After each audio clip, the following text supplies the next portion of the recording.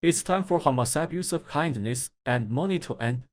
8 days into the temporary Israeli-Hamas ceasefire, a total of 110 hostages have been released.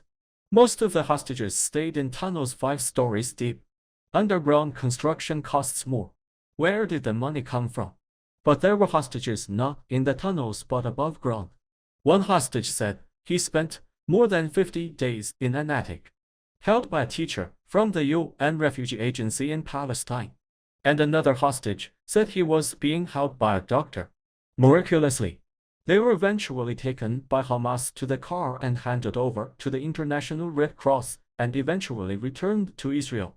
So what does that tell us?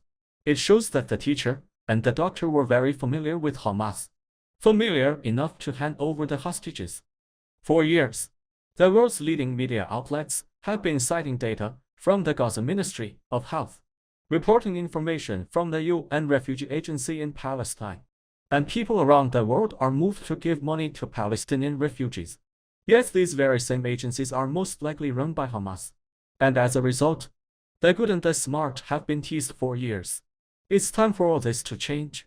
Kindness and money should be used where it's needed more, not withheld by a few and then made rich, and the rest used to dig tunnels, build weapons, and make videos crying about poverty.